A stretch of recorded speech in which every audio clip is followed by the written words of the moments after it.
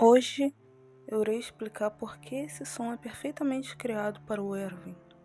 Porém, para isto, eu terei que explicar um pouco mais sobre o Irving. Quem é Irving Smith e por que esse som se encaixa perfeitamente bem para ele. Se você ainda não assistiu Shingeki no Kyojin, também conhecido como Attack on Titan, ou se você ainda não leu o mangá, considere salvar esse vídeo em alguma playlist para assistir depois. Ou, se você não se importa com spoilers, pode prosseguir aqui. Meu nome é Emily, mas você pode me chamar de Raven Wild, e você está no Refletindo Horizontes. Se é a sua primeira vez aqui no canal, considere se inscrever no canal ou curtir o vídeo. Obrigado por estarem assistindo e vamos lá.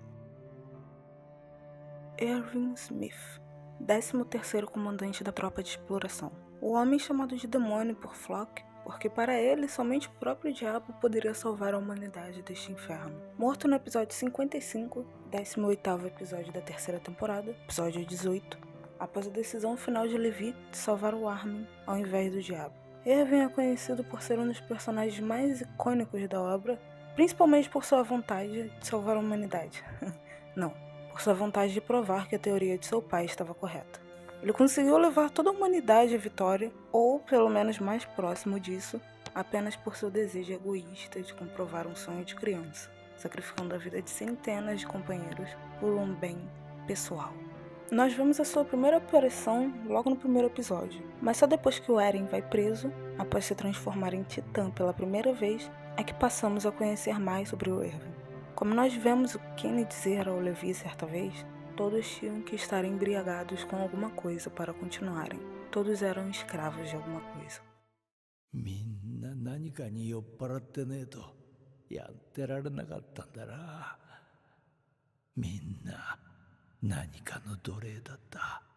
E com esse sonho que foi compartilhado com seu pai, Irving conseguiu guiar a humanidade além das muralhas, mesmo após a sua morte. Mas isso nós descobrimos no final de sua vida. O que realmente vemos durante a sua jornada no anime e mangá é um homem altruísta que sacrifica sua vida e a vida de seus companheiros por um bem maior, para o avanço da humanidade.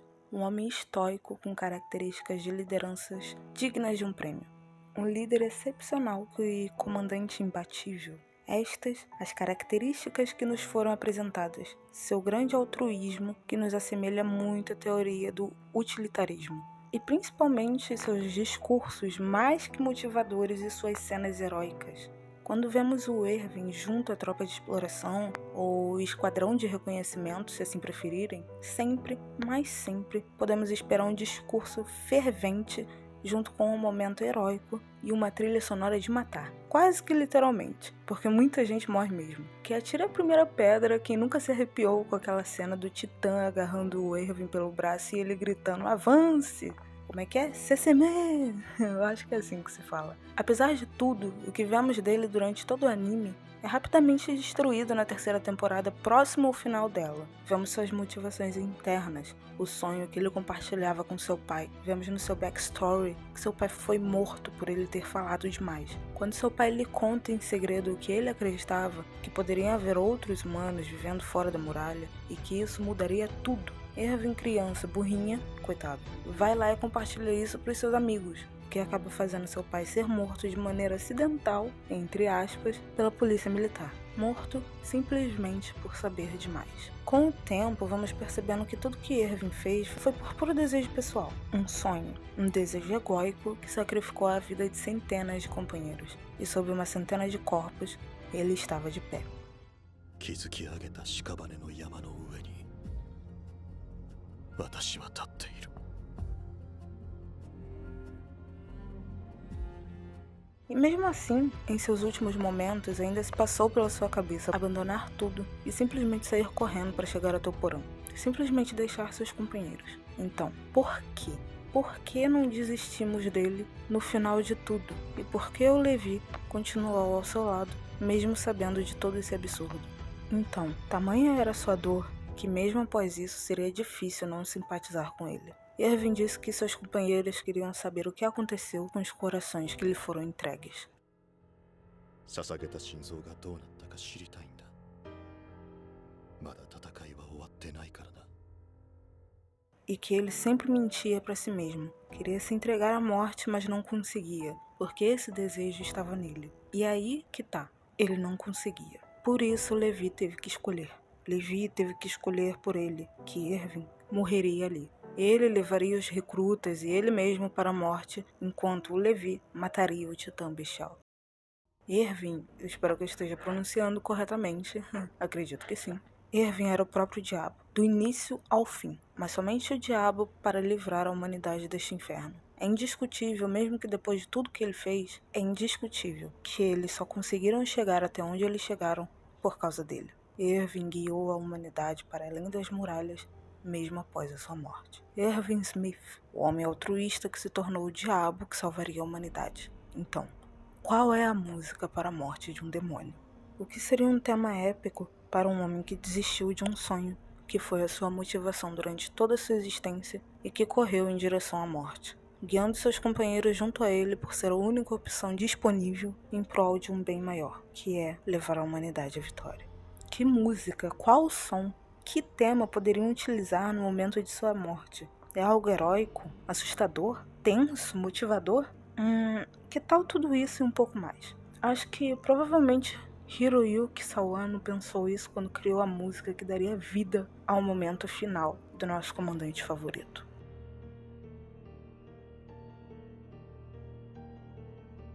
Primeiramente, nós vamos começar falando da letra da música. Como a letra se encaixa perfeitamente bem no que é o personagem Erwin Smith. E depois, como a música se encaixa perfeitamente bem na cena do anime. Tudo que vamos falar daqui pra frente será relacionado à última cena da vida dele. Não é aquela cena em que o Levi decide que ele morre ali, mas a cena em que ele arrasta a vanguarda junto a ele, direto para o inferno. Na versão em que vemos no anime, a voz da cantora, acredito que seja uma cantora, mas pode ser um cantor também. A voz da cantora é abafada, quase não ouvimos. Quero dizer, ouvimos sim, porém distante e muito baixo.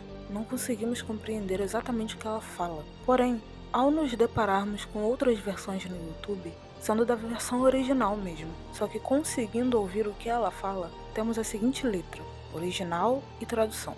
Eu poderia ler e cantar junto, mas eu não sou cantora, então eu vou botar a letra na tela mesmo e vocês leem.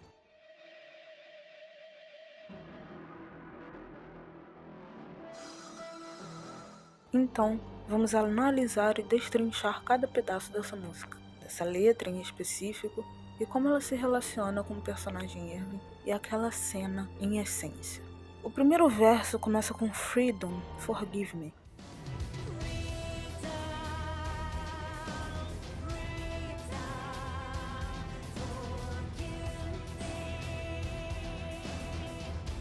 No anime, essa parte já começa logo no início, quando eles estão no que o Zeke chama de investida suicida. Nesse momento, não é quando passa a explicação do plano de Erwin. Nesse momento eles estão nos cavalos correndo e mandando sinal de fumaça, enquanto Zeke, em forma de titã bestial, os observa e fala que não imaginava uma investida suicida. Não temos a voz da cantora na versão do anime, mas a sonoridade é a mesma. Este aparece no momento em que eles já estão correndo em direção à morte. No que podemos entender com esse Erwin Demi, liberdade, me perdoe. Podemos entender esse momento de duas formas. A primeira delas é a liberdade em seu próprio sentido da palavra. Podemos ver muito esse desejo e anseio de liberdade com o nosso garoto Eren. Mas neste caso, o que podemos entender é que o Erwin pede perdão à liberdade. É que ele estava guiando os recrutas direto para o inferno. Não só a liberdade dele foi negada, como a dos outros. Ele poderia simplesmente ter escolhido, em sua liberdade, sair dali e ir direto para o porão, ver o que tinha lá. Mas ele decide obedecer a ordem do Levi ao entregar o seu coração e retomar a muralha maria. Perdoe, liberdade, mas eu não irei fazer isso. Ele não iria correr em direção ao porão. Ele ia entregar o seu coração. Ele teve de desistir de sua própria liberdade e da liberdade dos outros, em prol da humanidade. Desta vez, de verdade, após desistir de seu sonho, podemos dizer que essa foi a primeira vez em que o Erwin, de verdade, entregou o seu coração. E temos o segundo sentido da liberdade, neste, que se correlaciona muito mais com a cena seguinte e o verso também. Podemos analisar e definir a liberdade como sendo o próprio esquadrão de reconhecimento. Sim, As Asas da Liberdade. Como conhecidas no anime por este nome e também pelo Eren, que já falou isso algumas vezes, a comparação neste verso fica muito mais clara quando levamos a este lado. Principalmente depois de quando ele, Erwin, diz em 2 momentos: sob uma montanha de cadáveres, eu estou de pé. Você consegue ver, Levi? Nossos companheiros. Eles querem saber o que aconteceu com os corações que entregaram. No momento seguinte, essa interpretação fica muito mais óbvia em momentos seguintes. Ainda vou chegar lá, mas o que podemos observar aqui é o Erwin pedindo perdão aos seus camaradas, pedindo perdão aos corações que o Esquadrão de Reconhecimento dedicou. É o claro e forte arrependimento por seu egoísmo. Não é que ele quis ser egoísta. Este sonho simplesmente não saía da cabeça dele. Nada mais natural para um ser humano do que a própria curiosidade, somente e apenas. Em que podemos dizer: me perdoe, liberdade. Ou melhor, nos perdoem, asas da liberdade. Retome Maria, vitoriosos e triunfantes.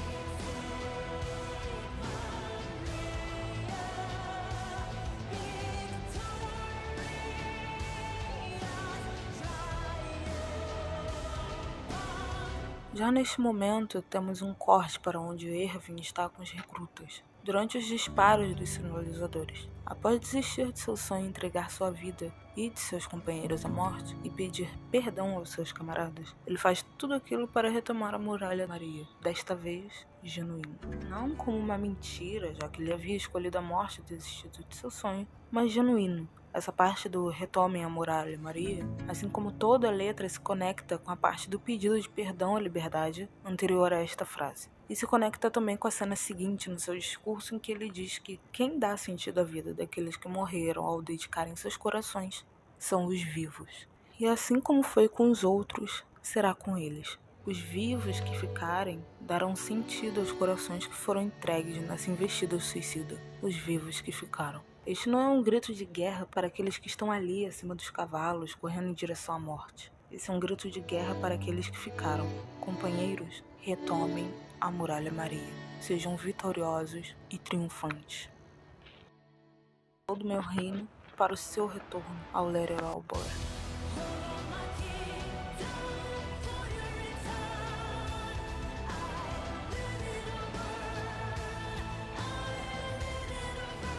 Dessa vez eu peguei um verso um pouco mais estendido, mas é porque eu acho que se encaixa mais na explicação, que se conecta mais. No momento da música em que a cantora canta esse verso, temos a seguinte cena no anime, em que o Erwin está explicando ao Levi como ele derrotará o Titã Bestial. Neste momento, o Levi desacredita por um segundo, já que ele está em um terreno plano e indisponível para o uso de equipamento de locomoção 3D. Erwin retruca, dizendo a ele que o equipamento pode sim ser usado. A fileira de titãs é o local perfeito de seu uso. Para o retorno de seu reino, Erwin seria capaz de deixar tudo queimar. É nesse momento da música em que vemos a mudança de motivação do personagem. Erwin foi do homem egoísta que só queria comprovar a sua teoria acima de tudo, ao homem que seria capaz de qualquer coisa para o retorno de seu reino, para o triunfo de seu povo, a humanidade.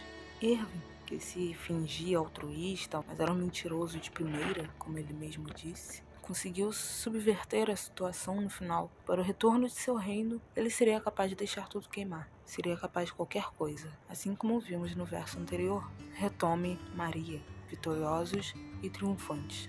Todo meu reino, para o seu retorno, eu deixarei tudo queimar. Pela primeira vez, Erwin foi capaz de sacrificar um monte de vidas sem ser por um desejo egóico, mas sim em prol de um bem maior, em prol da humanidade. Esse é o ponto de virada dele na música. Dear Departed, eu chorarei por vocês em um sonho.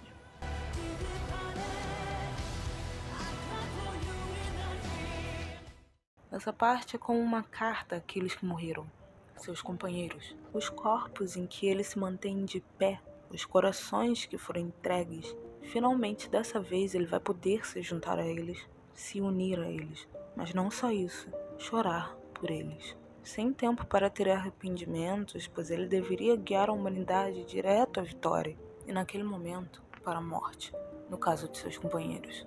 Ainda temos 2 grandes formas de analisar isso. O Erwin de antes, que choraria por eles em um porão, que é simplesmente a metáfora de seu sonho, o sonho que ele compartilhou com seu pai. Isso caso ele decidisse ir direto a esse sonho, como fez em toda a sua vida, e o sonho em que ele choraria a própria morte. Quando ele morre, que ele pode finalmente descansar, ele se vê livre para finalmente prestar luto aos seus camaradas, mas dessa vez sem arrependimentos, vergonhas ou quaisquer empecilhos. Ele não estaria mais de pé sob aquela montanha de cadáveres. Ele faria parte dela, com seu coração entregue. Essa é uma carta de amor, liberdade e honra. Meus companheiros, eu chorarei por vocês em um sonho, mas esperem um pouco, pois agora eu devo me tornar rainha. Now I must rise to be queen. Agora eu devo me tornar rainha.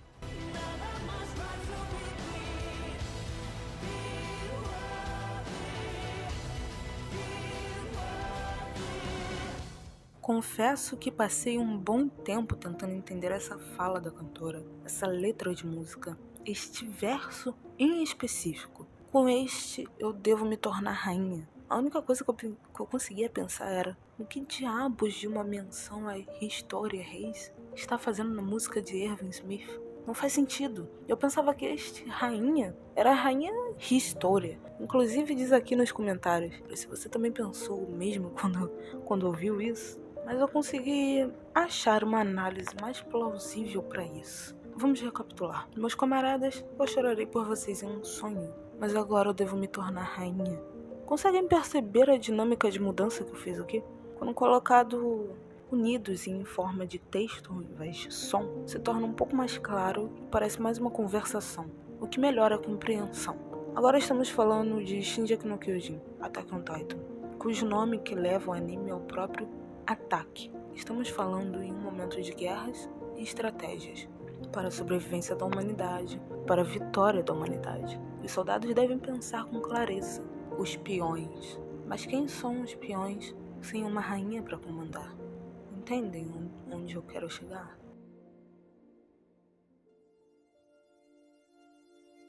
Essa é uma clara referência ao xadrez. Não é a primeira vez que vemos referências como esta em animes que se baseiam em estratégias. Nem será a última. O Shikamaru com Choji, com certeza é uma delas. Uma clara referência mesmo que em xadrez japonês. Qual é o papel do rei? Ser protegido. Qual é o papel da rainha? Proteger. Aqui, claramente, se levarmos em consideração o arco do Shikamaru em Naruto Shippuden, quando Asuma diz que quem é o rei em Naruto, que são as crianças e o futuro, podemos dizer assim que o rei em Shingeki no Kyojin é a humanidade que vive dentro das muralhas. A rainha seria o próprio esquadrão de reconhecimento. Claro, se levarmos em amplo modo, e não como cada soldado sendo uma peça diferente. Mas neste momento da música, vemos que antes do Irving bater em seu toque de recolher e chorar por seus companheiros antes de seu descanso, ele deve se tornar rainha. O papel da rainha é simplesmente proteger o rei, levar o jogo à vitória. Não importa como ela fará isso. Apenas deve ser feito, quer seja se sacrificando, se tornando uma peça de sacrifício, referências ou não, se tornando uma peça de sacrifício ou não, ela pode fazer isso. Não é à toa que essa peça é a peça mais forte do xadrez, podendo se mover praticamente em todas as direções, em diagonais, em retas, em laterais, tendo poucas limitações. É a peça com mais probabilidade de sucesso. Se perdida à toa, todo o jogo estará perdido também, mas se usada com sabedoria, mesmo que em forma de sacrifício, pode trazer luz a todo o jogo. E essa peça é Irving Smith. Bem, e o que mais eu tenho a dizer agora? Seja digno, somente. E faça tudo isso antes que as luzes se apaguem. Before lights out.